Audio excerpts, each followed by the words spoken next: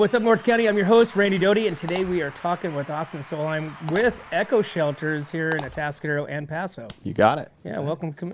Thanks for coming on, man. Thanks for having me. I appreciate the opportunity to come on and share what we got going on at Echo. Yeah, I appreciate being. I appreciate being a part of it. I have so much fun at Empty Bowls.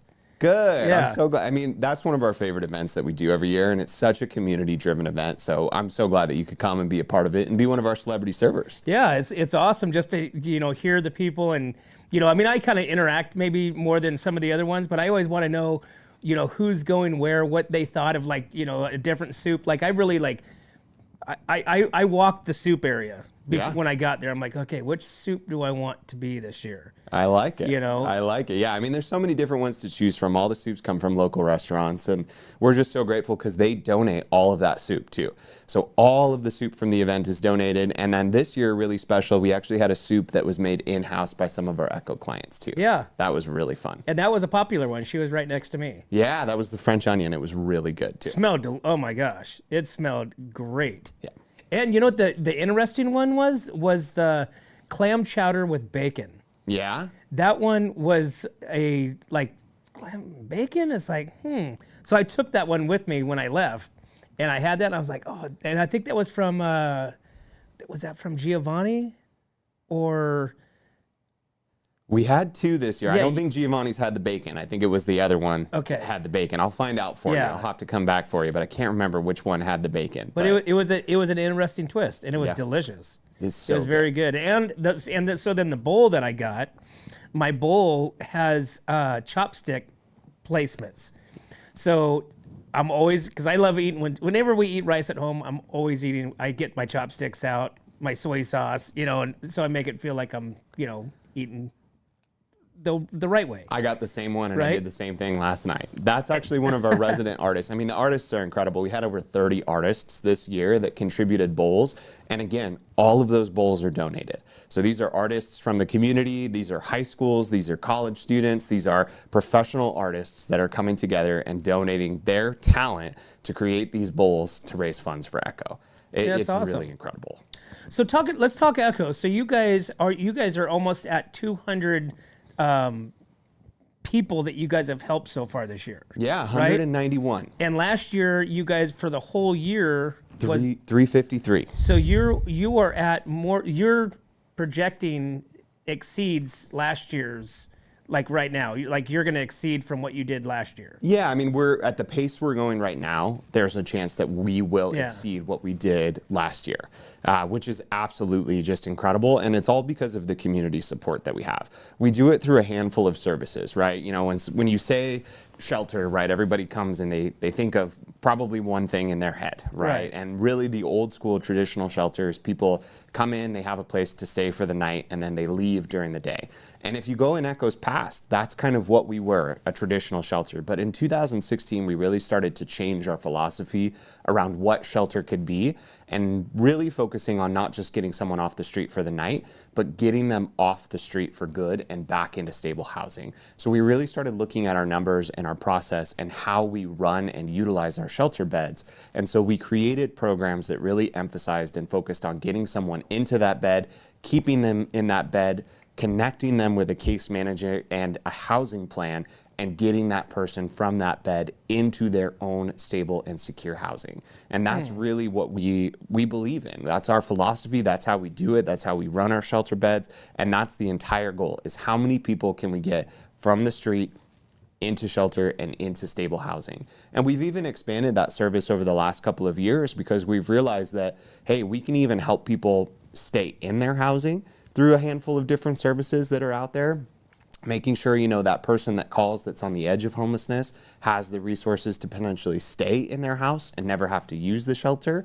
And then on the flip side, we've really engaged in our street outreach program too. That means going out to people that are on the street and maybe, for some reason, one reason or another, they won't be able to go into a shelter program. But that doesn't mean that there aren't available housing options for them too. And we've had over 20 individuals that we have, of that 191, that have come directly from street outreach into housing opportunities this year as well, which is really incredible. And the other interesting thing is I was talking with Wendy at the last chamber mixer. about the family units that you guys are getting ready to break ground with. Yeah, So tell me about that. We're not quite ready to blast. We're kind of doing a little bit of like early, but we have something in the works right now. You know, the sad truth, right? We have 191 individuals and families that have gotten back into stable housing, and we're incredibly proud of that number. But we have over 300 people on our wait list right now. And that's not just true for Echo. That is true for just about every shelter agency in our community in San Luis Obispo County. And so we're always looking at ways that we can grow our services and really try to meet the need of our community. And for us, it is specifically true when it comes to families. We are one of the, we have the ability to serve families in a way that most shelters don't. We have, our Atascadero campus and our Paso Robles campus where families get to come in, they get to stay as an entire unit. That means mom, dad, kids, all together, working together, living together, being in a room together, and, creating that support and getting into that housing together. That's really, really important and crucial for us. And we're always looking for ways that we can better how we serve the families. And so we do have some exciting updates that are going to be coming out later this year.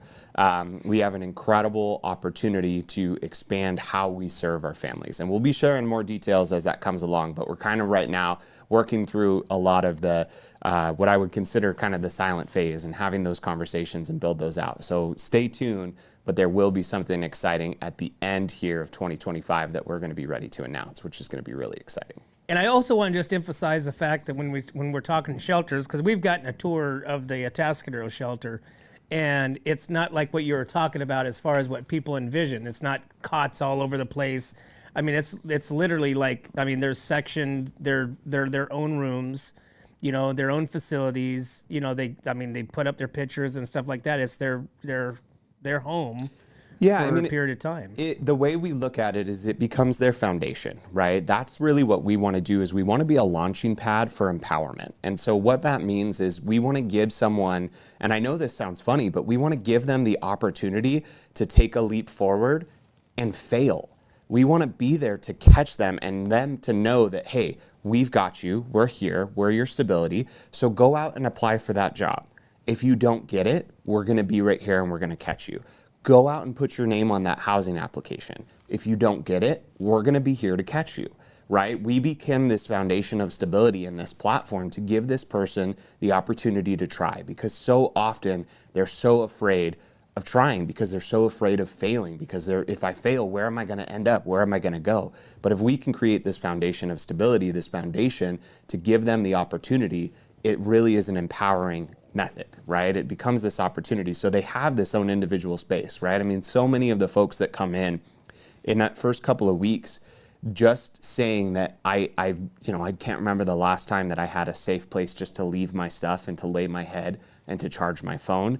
That gives me the courage to go out and apply for a job because I know I'm going to be able to pick up the phone when they call me.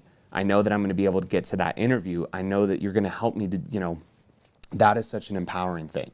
Now, do you give them like communication devices if they don't have one, or do they? How does that work? Yeah, so again, we're all about empowerment. So one of the things that's really cool about our two campuses is that they become hubs for some of our other partners, right? So Echo is not the expert in everything, right? We do shelter, we get people into housing, we're really good at that. But for a lot of the other resources that someone needs to tap into, we become a hub for those partners to come on site.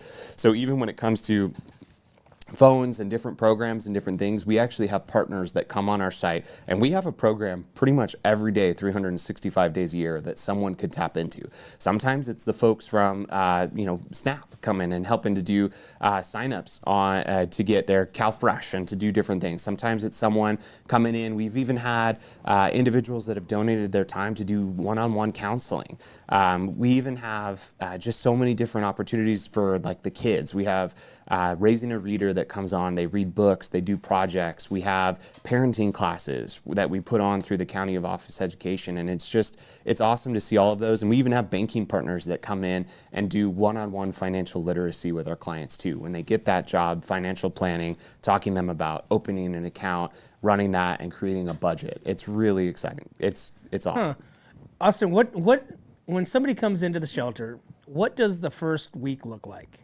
What are your goals as the organization to help them on the path back? What's that first week look like? Yeah, so one of the things that I mentioned is unfortunately we do operate off a wait list currently. So a lot of the times we are trying to engage with that person and getting certain things set up before they even come into the shelter. We're trying to engage with them, have conversations with them, give them some tools and things that they can work on before they even come into that program. But when they come into that program, a lot of the times it's just going to be meeting one-on-one with that case manager and focusing on that housing plan.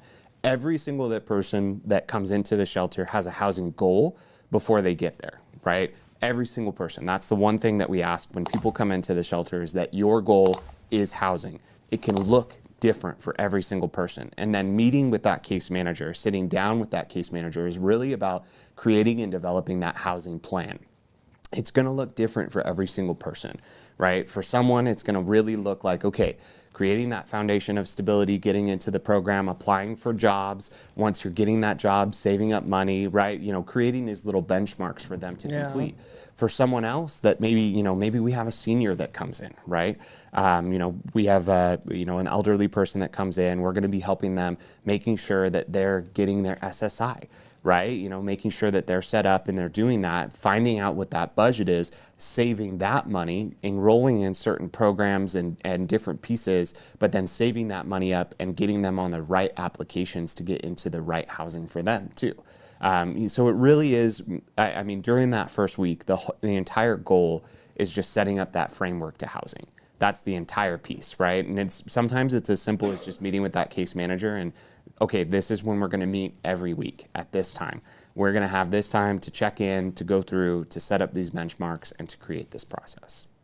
But you guys also have, not only for the residents that are there in the program, you also have the doors are open for the people that are not. Like you have your shower, opportunities, clothing, laundry, opportunities. Yeah. So right? Every single night Echo serves a meal. 365 days a year, and it's 100% run by volunteers from our community, which is incredible. So every single night from 5 to 6 p.m., anyone can come onto the campus and get that meal.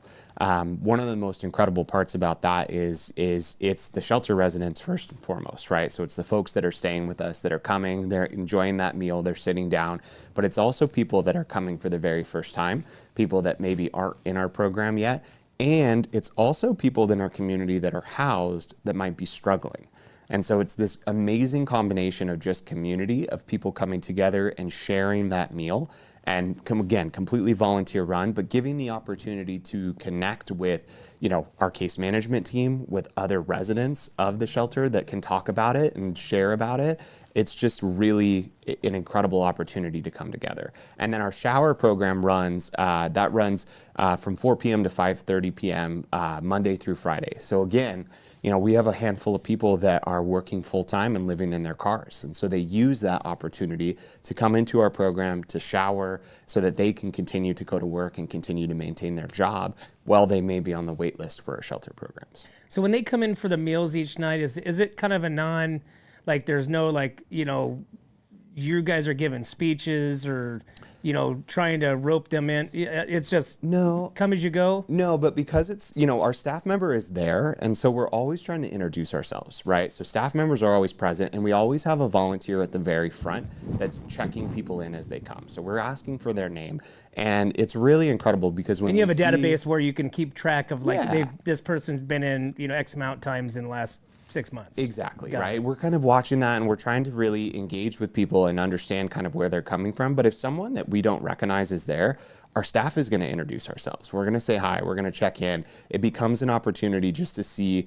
kind of where that person's at and if they're interested in shelter. And I will tell you that almost every single person that comes for our dinner program, maybe one or two are not on our wait list for our 90-day program if they are currently unhoused. They are interested in the program, and it's a way for them to come, engage with that case manager, check in on those things that they might be working on before they even come into the shelter program.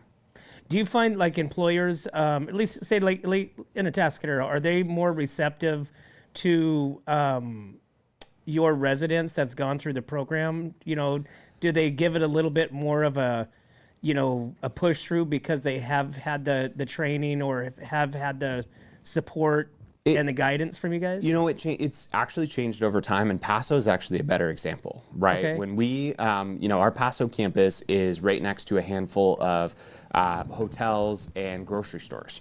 And originally when we came in there, right, there was, a lot of conversation about, oh, the shelter's going to be right here. Even conversations with the Mid-State Fair because we're right down the street. I will tell you that during the Mid-State Fair, more than half of the clients that stay at Echo in the 90-day program are employed at the Mid-State Fair. Whether it's the second job or a third job that they're going to, they're working over there in some capacity, which is incredible. I guess that makes sense, right across the street. It's amazing. And then so many of our clients end up working in some of the grocery stores and some of the fast food restaurants. And then a lot of our folks end up working in some of the hotels as well. So they're right there. And we've even had, we have 4 or 5 clients that are fully employed by the Mid-State Fair on their grounds crew right now as well, which is really incredible. Year round. Wow. That's great. Tell me about some of the successes that you guys have had there that you're most proud of. There's so many to choose from. I think for me, I think of a couple of success stories that come to mind. For me, I feel like it's the families that really stick in my brain so much, right? It's the families that come to us from all walks of life. There's one story that always comes to my mind, and it's this woman named Crystal. And if you actually go on our website, echoshelter.org, we have a video that kind of shows Crystal's story. And one of the things that's really incredible about Crystal is that she was in Paso. She was working full time. She was working at a local retail store. And while she was working there, she actually got hit by a car in the parking lot. And while she was working full time, she had a house, she has 3 beautiful daughters that were all going to school, but here's a situation that left her completely incapacitated. She was doing everything that she was supposed to, she was paying all of her bills, but now she was left unable to work and waiting on workers' comp. But waiting on workers' comp and rent being due are 2 very different things, and didn't have the ability to stay where she was and ended up becoming homeless before that workers' comp could hit because she could not pay her rent. This is exactly who we need to wrap our arms around and support. And when she came into the program and worked with our case manager, she got back to work. She was, getting and dealing with all of the things from her workers' comp and getting all that back pay. And all 3 of her daughters were going full time into school. And then one of the things that was just incredible was that one of her daughters actually graduated high school while staying with us. And the entire shelter threw a graduation party for her. They came together, they did a big cake, they just wrapped their arms around this family, and that's what it's all about. It's not just about the staff, but it's also about the entire community there just wanting to support each other and wanting to see everyone thrive. And Crystal's story is probably one that I'll just never forget because, again, it's not just about the person feeling empowered and taking that foundation of stability and using it to get back into housing, but it's also about the entire community coming together to support that family getting through that journey. That's great. Are all these people from here, or, they don't come from San Luis, or are they just mostly North County? They're mostly North County. About 85% of who we serve are from North County. And that is 100% true for us and true for most of our shelters throughout. And, I do think that, there's probably a handful of people that come from San Luis Obispo and kind of come back and forth and do different things. But I will tell you that our community is small. Our community is really incredible. And I'll give you an example, and because I see you have a Templeton flag right here. Right. Yep. So we got a handful of sweatshirts donated from Atascadero High. This was in one of my first years there, and they were donated from the Atascadero High band. I think there was a misprint on them, so they were getting another one. We ended up getting them, and I was like, all right, perfect. I'm going to take half of them to Atascadero. I'm going to take half of them to Paso, and so I took half of them to Paso, and I brought them up there, and I was handing out sweatshirts, and I was just talking with folks, and I saw this guy, and he was really just like looking at this sweatshirt. Really looking at it, and I'm like, is there something wrong with it? Is there a hole with it? And he goes, man, I went to Templeton. I don't think I can wear this. And it's one of those things that's incredible, but it's a question that comes up all the time. We are a coastal community, and we definitely, there's always this fear of build it and they will come, or there's always people coming from out of state to come to California. And that may be true in some of the bigger cities, but that's not true here. We really are a tight-knit community. We see people that are from here, locally here, working here, building their communities here, went to high school here, their kids go to school here. This is really locals that we serve. And that's the one thing I always like to, point out. It's not so much like what we see on TV as far as like the homeless and, that it's usually, it's families. It's, people that like the lady that got hit, that's, one paycheck away from being, homeless and being on the streets and not being able to afford things. That person that you see exists, right? That image, as soon as you say homelessness, it's just like homeless shelter, right? Something pops into your head.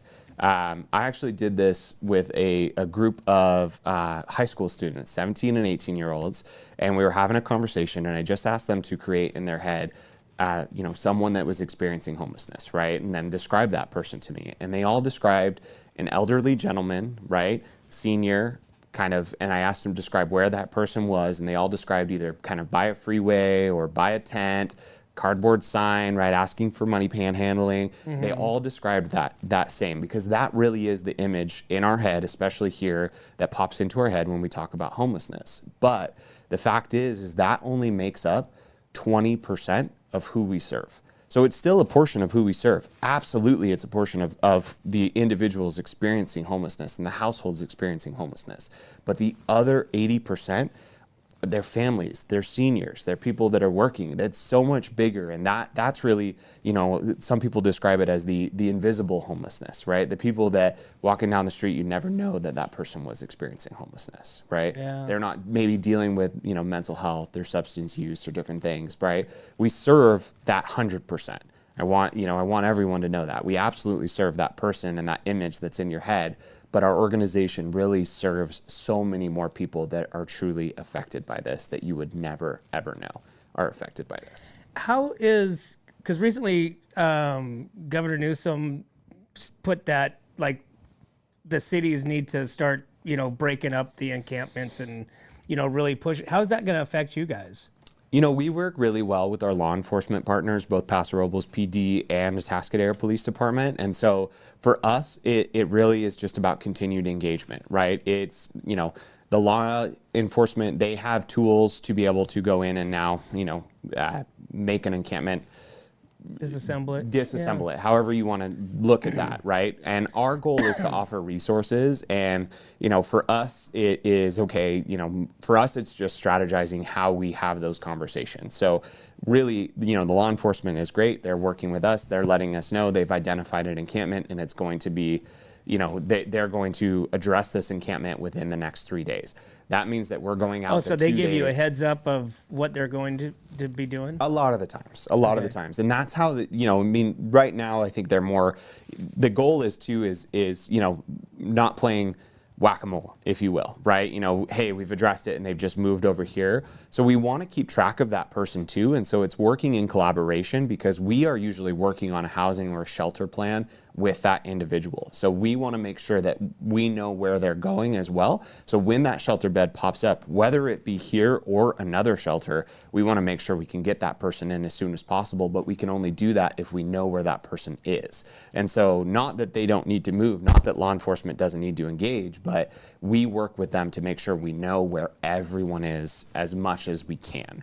And so it's really about collaboration, and law enforcement, they do an absolutely incredible job in our community. They lead with compassion first. They're officers, right? 100%. They're doing their job. They're out there. They're engaging, but they are leading with compassion, and they understand that the best way to help this person is to get them into shelter or into housing, right? Not to necessarily write a ticket. Not that it's not necessary during certain circumstances, but they understand that the actual solution is getting people into housing and getting people into shelter programs, which is just incredible to have that collaboration with our law enforcement.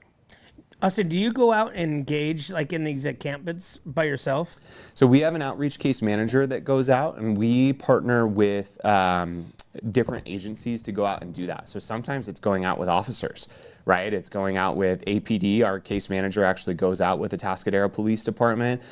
We actually partner with about 6 different agencies in Paso Robles, occasionally with Paso Robles Police Department, to go out and engage in those resources, and then also with the other partner agencies, just so we have multiple people that are coming out and offering different resources.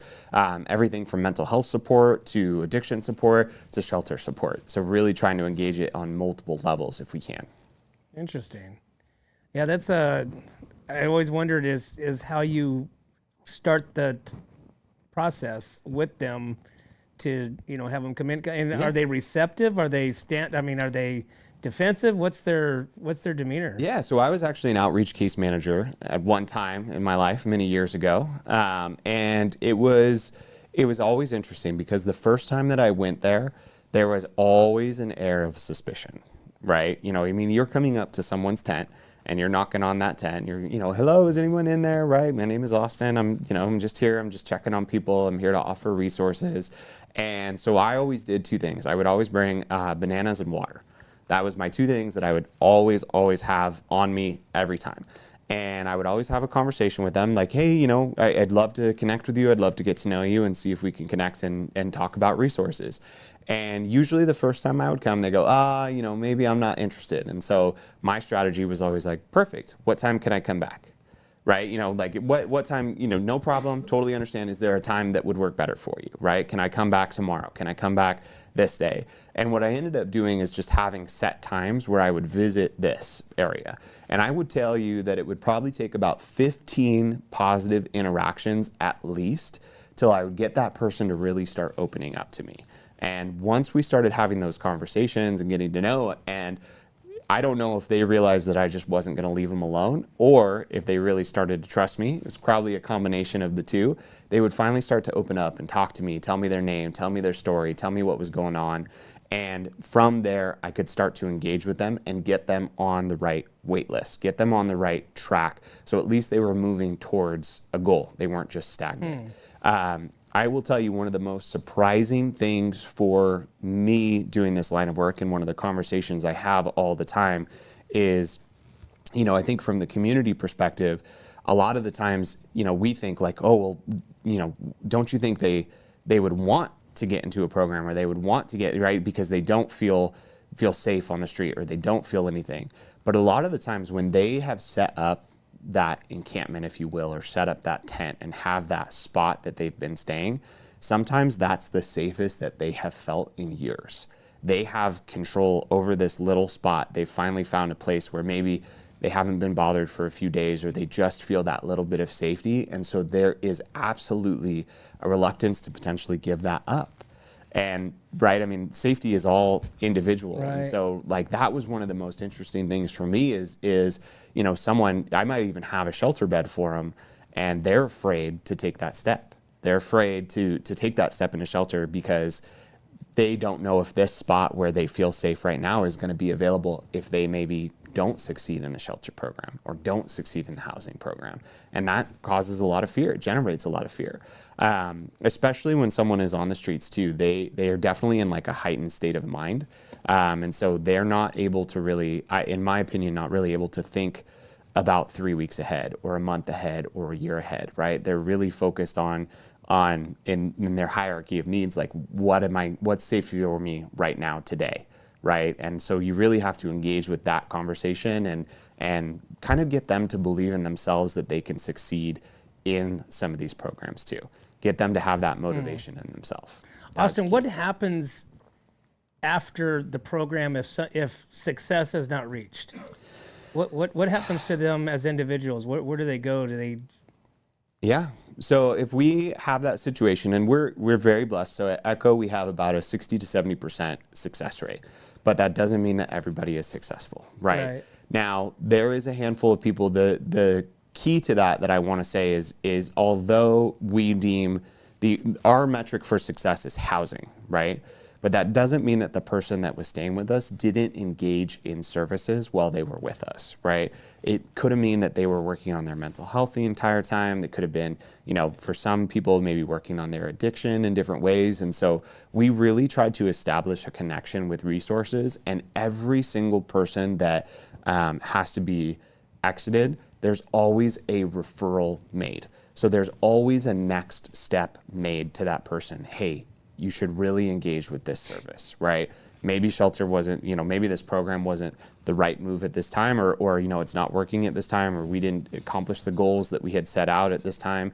Very rarely I would say we have to actually exit someone. A lot of the times that person actually exits themselves from the program. Right. The majority of the time, someone says like, hey, I'm not ready for this, right? I'm not hitting the goals.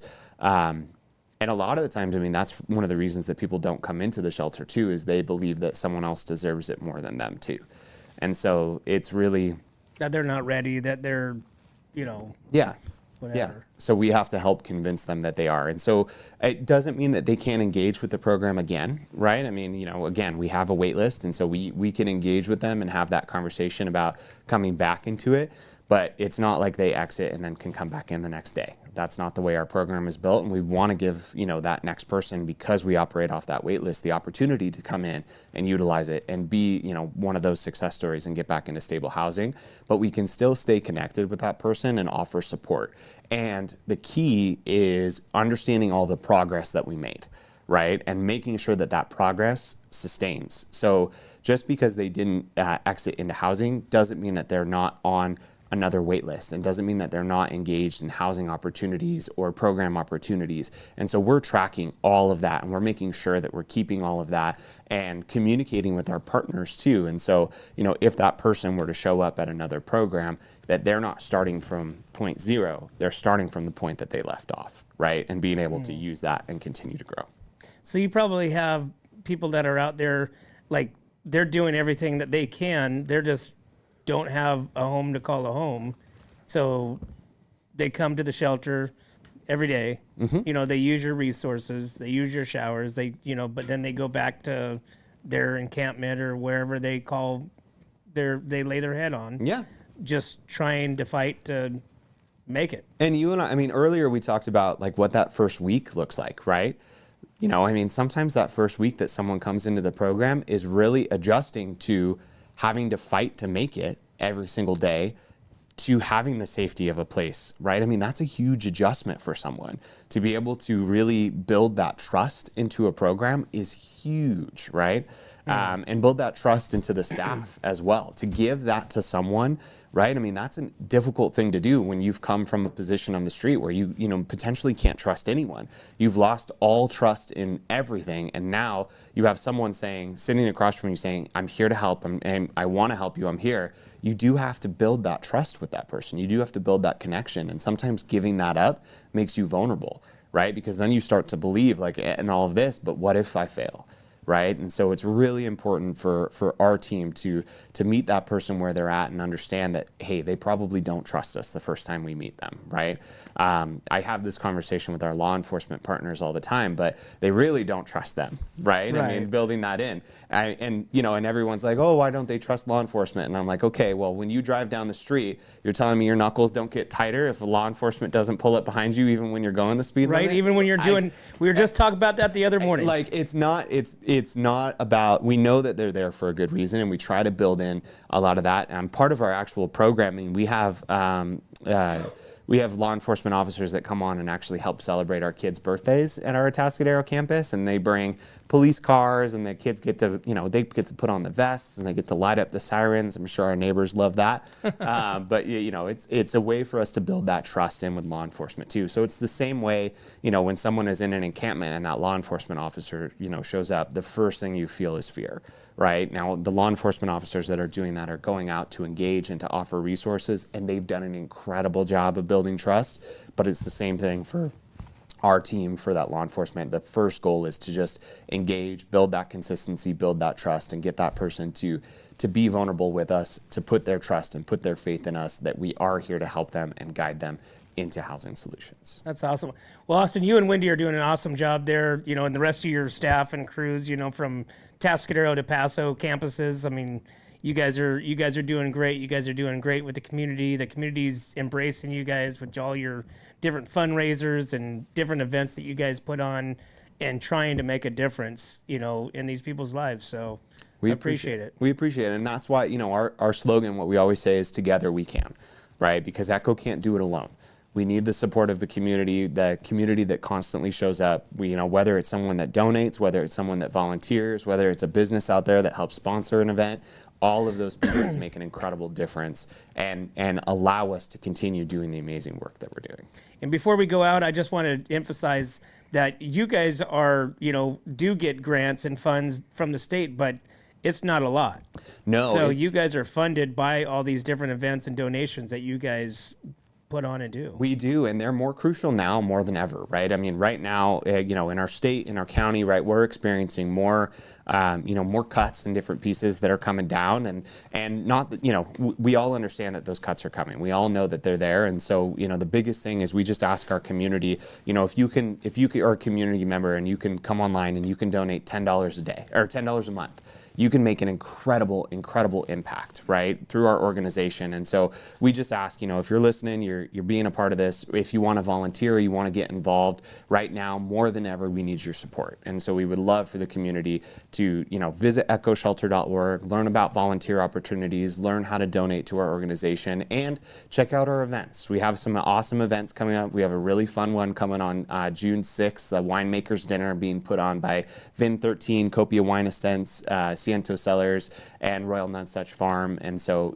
it's an incredible event on June 6th, and there's only 7 tickets left, but there's always little events like this popping up where you can come out, be involved, engage in that community, and give back to support Echo. Awesome.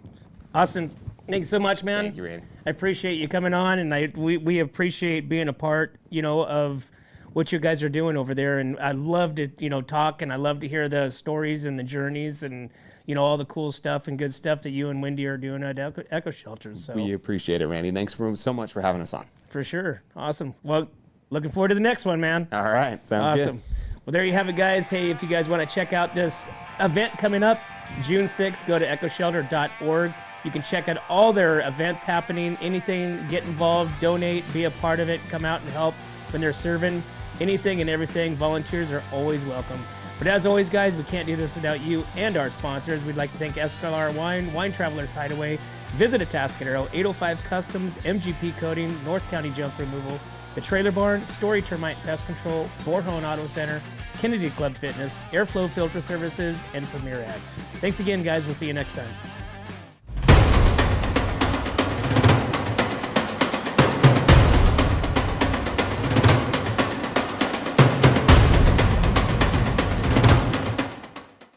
Hi, this is Dave Story, small game hunter with Story Termite and Pest.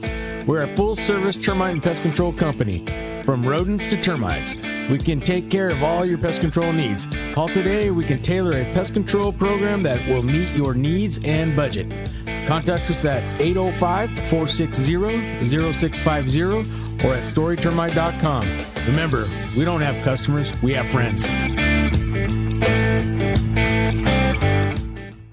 Are you tired of looking at that worn-out concrete garage floor, patio, or porch? Look no further than MGP Coatings, where customer service reigns supreme. Our team goes above and beyond to ensure your satisfaction every step of the way. Before we even start coating, we meticulously repair your concrete, ensuring a flawless finish that lasts. And here's the best part. Our Pentec coatings are 4 times stronger than epoxy, so they won't chip or peel, making maintenance a breeze. Plus, they come with a limited lifetime warranty. Call us today at 805-952-5301 or check out our Facebook and Instagram and experience the MGP coating difference. Don't wait. Transform your garage, patio, porch, or driveway and become a part of the MGP coating family. What's up, North County? This is Teresa Branch with Airflow Filter Service. We are a family-owned business right here in the North County. We have air filters, oils and lubricants, and hydraulic hoses. We provide services that include air filter cleaning, DPF cleaning, and waste oil collection. Come check us out at 1140 Ramada Drive, and we can help you with all your automotive and industrial vehicle needs. Hi, this is Omid and Deanna at North County Junk Removal. We are a business known for helping our neighbors and our community. Let us help you save money and get rid of any unwanted items. And rest assured that our professional team adheres to global standards of safety and recycling. We are fully licensed and insured for your peace of mind. We are locally owned and operated, and we look forward to helping you with all your junk removal needs. Please call us at 805-769-6966. Atascadero isn't your standard getaway. We're unique, just like you. We're growing, transforming, and figuring it out as we go. We're a town filled with innovators, artists, makers, and game changers. We're a little bit country, a little bit funky, and always authentic. We're here for your good times, your slow times, and your changing times. We are all in Atascadero. Come see for yourself. Learn more at visitatascadero.com.